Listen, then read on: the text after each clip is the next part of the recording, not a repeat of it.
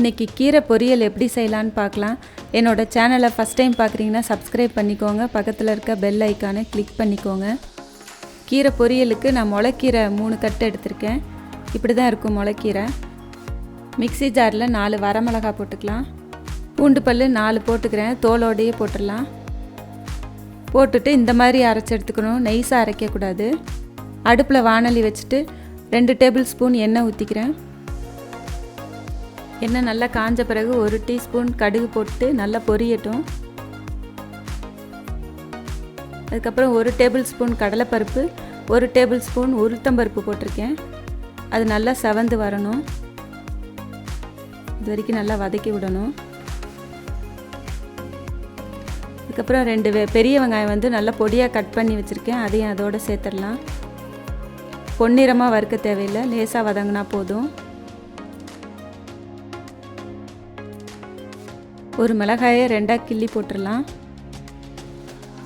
போட்டு நல்லா வதக்கி விடணும். முளைக்கீரை எப்போவுமே வாங்கின உடனே ஃபஸ்ட்டு கழுவிட்டு தான் நம்ம கட் பண்ணணும். ஏன்னா நிறைய மண்ணெல்லாம் இருக்கும். இந்த மாதிரி பொடியாக கட் பண்ணி வச்சுருக்கிறத அதோடு சேர்த்துடலாம். கீரை நிறையா இருக்கிற மாதிரி தான் இருக்கும். அதுக்கப்புறம் வதங்கின உடனே கொஞ்சமாயிரும். இப்படி நல்லா பரட்டி விடணும். கீரையை கட் பண்ணிவிட்டு கழுவக்கூடாது. அதில் இருக்க சத்தெல்லாம் போயிடும். கீரையை க்ளீன் பண்ணிவிட்டு அதுக்கப்புறம் 2-3 தடவை தண்ணியில் கழுவிட்டு அதுக்கப்புறம் கட் பண்ணலாம். அதுக்கு தேவையான அளவு உப்பு போட்டிருக்கேன். நான் 1/2 டேபிள் ஸ்பூன் போட்டிருக்கேன் உப்பு.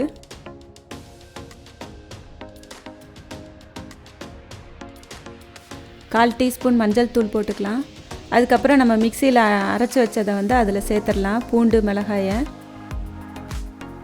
போட்டு எல்லாத்தையும் நல்லா கிளறி விடணும்.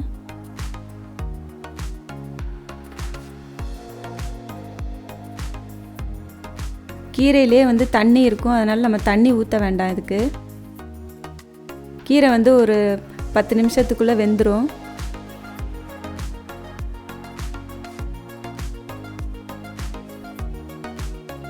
இது நல்லா காரமாக பூண்டு ஸ்மெல்லோடு நல்லாயிருக்கும் இந்த மாதிரி பொரியல் செஞ்சால். தேங்காய் துருவல் 2 டேபிள் ஸ்பூன் போட்டிருக்கேன். தேங்காய் போட்ட பிறகு ரொம்ப நேரம் அடுப்பில் வைக்கக்கூடாது.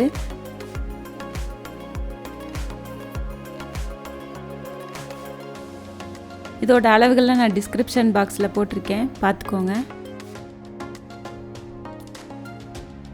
கீரை பொரியல் ரெடி ஆயிடுச்சு. இதை செஞ்சு பாருங்கள். இதை செஞ்சு பார்த்துட்டு உங்களுக்கு பிடிச்சிருந்தா லைக் பண்ணுங்கள், ஷேர் பண்ணுங்கள். என்னோடய சேனலை சப்ஸ்கிரைப் பண்ணிக்கோங்க. தேங்க்யூ.